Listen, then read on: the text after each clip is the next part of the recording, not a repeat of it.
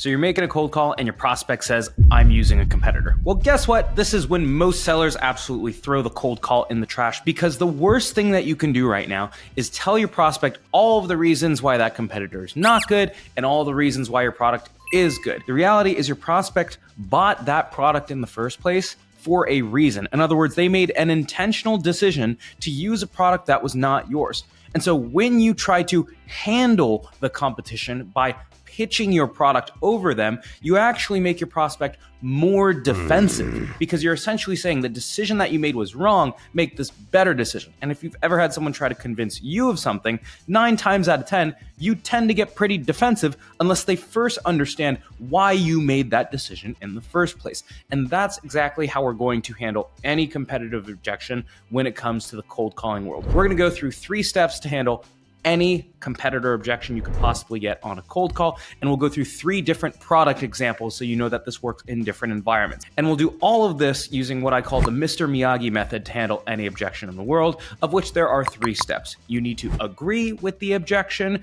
before you handle the objection as step 1. You then need to incentivize conversation. In other words, you need to get them talking more about the objection to give you more information about the objection and also to get them comfortable. And then lastly, number 3, you need to sell the test drive, not the car. In other words, you need to answer the question, what are they going to get out of a meeting with you, even if they never bought the car in the first place? Alrighty, so let's go through these 3 examples one by one, and we'll walk through the framework and the talk track step by step. So this first example is using software that I actually used to sell when I was the VP of sales at a company called Pave. So I led them from $100K to $12 million plus, and one thing that we never struggled with is our team was always really good at generating pipelines, specifically on the phones. And so we were selling into a space where a lot of times people would have an existing compensation planning solution. So if we were making a cold call, we would go through our opener, we would go through our pitch, and 9 times out of 10, they would say something like, hey, we're using CompX, which was just like one of our competitors in the space. Step number 1 of the Mr. Miyagi method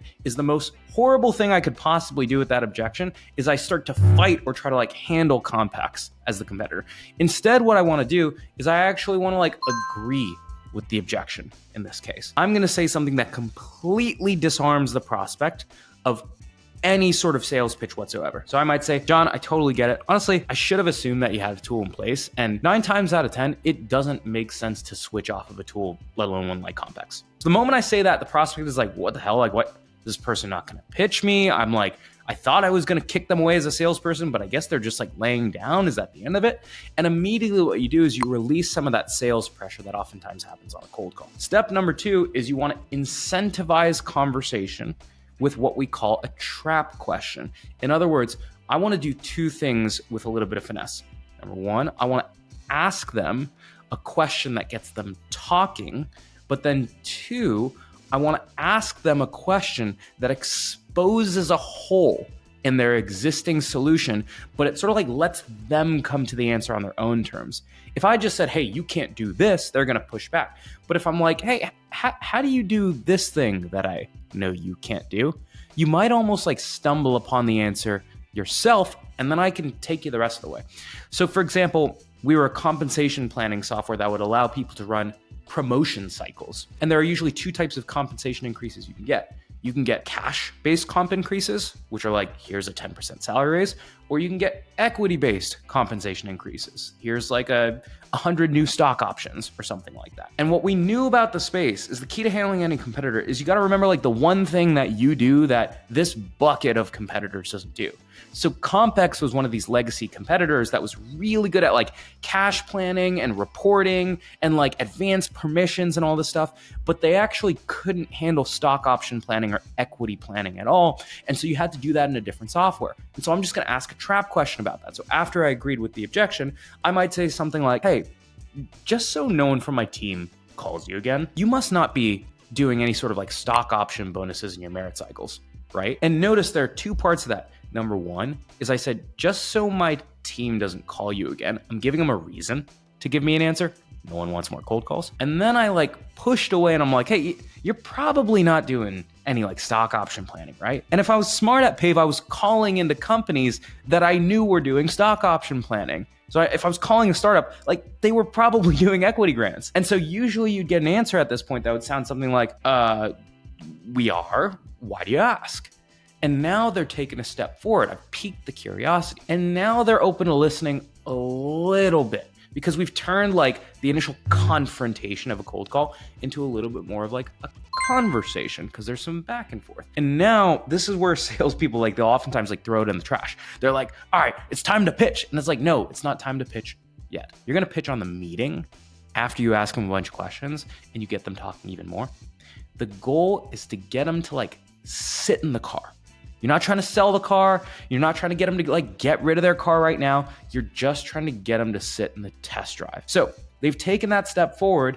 And the final sinker line that I'm going to use is, again, I'm going to push away a little bit. This might actually make sense. My guess is you're probably going to stay with CompX. But we've had a couple of customers switch from CompX to us specifically because stock option planning can be really, really challenging twice a year. And if your managers can't see the stock option bonuses next to the cash bonuses, they'll oftentimes ask for like a bigger cash increase because they're looking at like comp in a silo. My guess is you're probably not going to change, but would you be open to taking a look at this thing? Not for now, but just so you know it's out there. And so notice like there are a couple things going on there. Number one, like I exposed and I expanded the hole in their current solution. And I said like, hey, here's what other customers have seen. Not here's what I think is better. Here's what other customers like you noticed when they had this problem too. And then from there, you can be like, do you want to like take a look at this thing knowing that you're probably not going to buy it anyway?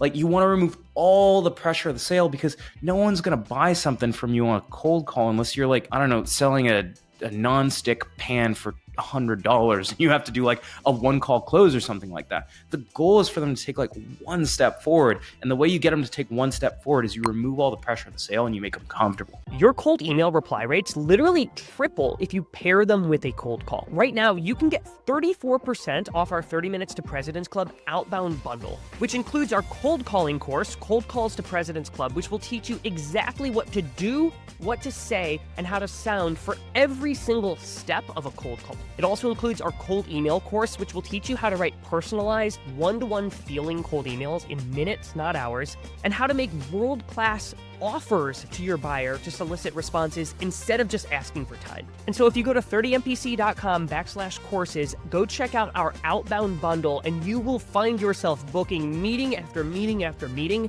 and on your way to President's Club.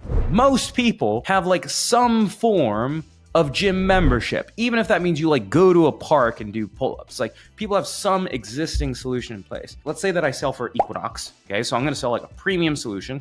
I know someone is at Planet Fitness, $13 a month or something like that with purple stuff and dumbbells that only go to 50 pounds, whatever it is. So step number one is I'm going to agree with the objection. Honestly, John, I probably should have assumed that you had another membership. You seem like you're in pretty good shape and you take your fitness seriously. So my guess is if you've gotten into a routine, you're probably not going to switch.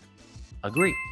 Now all the sales pressure is removed. Now all I need to think is like, what's one thing that Planet Fitness members don't have that Equinox does have? Well, there's a lot, and it's obviously more expensive. Well, I can think of two things. Well, number one, Planet Fitness dumbbells only go up to like 60 pounds or something like that. So if you're like actually in shape like you look, chances are you got to do like 1,000,000 reps at 60 pounds of your bench or your goblet squat or something like that to get any sort of pump. So like that's one direction. The other direction, number two, is that like they don't have any like sauna or anything like that. So if you like to do that, you have to like go to like a separate sauna from your gym, which is like honestly a pain in the butt. And if I'm like talking to someone who has money to pay, like I can expose that hole. And so the way I'm going to do that is I'm going to do that same incentivized conversation. I'm going to like push away and be like, just so I make sure like no one from my team calls you again. You must not be a huge sauna guy, or like you must not be doing any like super heavy compound barbell or dumbbell lifts over like 60 pounds, give or take. Now in the gym world, this person might be like,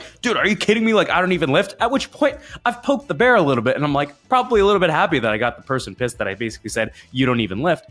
But chances are if I drop like one or two of those little trap nuggets in, they're going to be like, I like the sauna, or I want the heavier weights, but it's just a little bit too expensive, right? And so like what I'm hearing at that point is, I would rather have your product. It's just too expensive. And so now it's just a matter of like sizing up that value. Okay. And the best time to have that negotiation is when they're like riding the thrill of the roller coaster of like being in an Equinox and like doing stupid eucalyptus towels on the face. And they're like, oh my God, I feel so good. And so all I got to do is I just got to get them in the gym. The way I'm going to sell the test drive is I'm going to say like, honestly, John, that totally makes sense. I figured you'd be doing like heavier compound movements. You probably just have to do more reps at Planet Fitness. But the reality is like Equinox is going to be like way more expensive, but we can work stuff out with you. That said, I don't even know if that's going to be worth it for you. And I was looking at my records and I don't think you've ever actually tried the gym. We can work something out, but like, why don't you just come and like try a workout in the first place? Get in the sauna, try the heavier weights, and like see what it does for your workout. If nothing else, you'll know what's out there and you'll be like, okay, like I know that's not worth it. And then if you find that it's worth it, like maybe we could talk about something. So you want to swing by for a free workout next week? I'll be like, cool, take the free workout. And then once he gets in the gym, then I can catch him with the eucalyptus towel on the face and give him a smoothie and all that stuff. And then be like, okay, pay my $300 per month. All right. So that's gym memberships. And again, the key premise here is like, I got to know one thing that I'm going to poke in that competitor. And then I'm going to use that to get them in the gym, get them in the cart, get them in the demo, whatever it is. And that's when I put on the sale. So this last bucket is a company that I do some sales coaching for, and it's an AI resume screener. In other words, if you have like 3,000 resumes in a stack, it's like the most mind-numbing exercise in the world to try to find the 5 candidates who are actually qualified for the job. And so you end up having to have like the sourcer go and like look through a million different resumes, and it's a huge pain in the butt. Problem is, a lot of times people have what's called an ATS, or an applicant tracking system. It's like a CRM for candidates in the recruiting world. And some ATS platforms have built-in candidate screening bots, but they like kind of suck. They're basically like glorified filters you can apply, which is like X years of experience, this location. It's not actually like using AI to like read a resume like a human could. So it can't point out certain nuances like, oh, I want someone who got like 3 promotions in 2 years. So they have like a quick trajectory. And that's something that this company Covey does. Okay. And so that's going to be my trap question. And so I have to do a little bit more research for a prospect like this, because I need to know enough about their company to be able to say something nuanced that they would be looking for. Otherwise, like my trap question is going to be too generic. Okay. So let's assume that I'm reaching out to the VP of marketing over at Gong, and they're a sales tech company. And I want to be able to point out the purple squirrel for them, that funky candidate who has like both marketing experience and either worked in sales or worked in sales tech. So they might say something like, hey, look, Arman, I really appreciate the call, but we have an all-in-one platform where our ATS actually has like a recruiting bot attached to it, and it's fine. And so I think we're good. So I'm going to say like, totally get it. Honestly, most ATS platforms like have a bot the other day, so I should have assumed that you were already like using one of those. And 9 times out of 10, like it usually gets the job done. He's like, where'd the pitch go? Now I incentivize conversation, and I'm going to use that trap question. Hey, just so no one calls you from my team again, I was looking at some of the open roles you have, and you're hiring a lot of marketers who have like sales experience or worked in sales tech. I have to assume that those bots are able to like catch that nuance of like a marketer who worked in sales or worked in sales tech, like is able to get to like that level of human level nuance. And they'll be like, we get it to like 300 out of the 3,000 applications. And then our recruiters are usually the ones who look through that. I'm like, oh, got it. We've talked to a bunch of other companies that are similar to you, where like they're looking for certain industry experience, or maybe they're looking for types of people who have like quick trajectory. So they want to see like 4 promotions in 2 years. And that stuff is like really, really, really hard to find if you don't have a tool that is like solely focused on reading resumes and pulling out human level nuance. My guess is you're probably not going to switch because it would be another tool in your stack. But could I actually just like show you what this looks like for one of your open marketing roles? Not for now, but like just so you know what's out there. And then I can get on the call and be like, hey, here are these 3,000 resumes. Here are the 10 that have sales experience. Blow your mind. Awesome. Let's talk about how much time that would save your sourcers. Let's talk about how much value that would bring to your team, how much it would cost, how much of a discount you'd get off your ATS if you didn't have that tool anymore. And then I can sell them on the rip and replace, but that only happens if I can get them in the car. Alrighty, folks. So to recap, we had 3 examples: the compensation software, the gym memberships, and the AI resume screener. And we went through the 3 steps: agree with the objection, incentivize conversation, and then selling the test drive, not the car. If you like this, folks, there are a bunch of other videos that I've covered on different objections. That's one. And we've also put together a free toolkit that has scripts for 18 of the most common objections in sales, from not interested to send me some information to call me in 6 months to competitive objections. And so you can access all of those scripts here or down in the show notes as well. And then if you like this, folks, I have 2 requests. Number 1, if you could like and subscribe this page, it would mean a ton. It is the #1 way that this channel continues to grow, and that is what ultimately allows us to do more content. And then number 2, if you really like this, the ultimate step to booking 1 in 3 cold calls is to take our cold calling course, and that breaks down the entire cold call step by step with talk tracks and examples just like this in far more detail that I went through today. Everything from the opener to the pitch, the objections, to how you manage your day, to how to maximize the number of conversations you get in an hour, even when you're not on the phones. It is the ultimate step-by-step guide to booking meetings on the phone. And the best feeling in the world, folks, is literally being able to walk into a cold call blitz and know that you are going to leave after 1 hour with 1 meeting on the books every single time. So a link to that is here. There's also a discount code because you're on this video. You can go access all that stuff down in the show notes, and let us know down in the notes what objection you would want us to handle next. Alrighty, folks, peace out.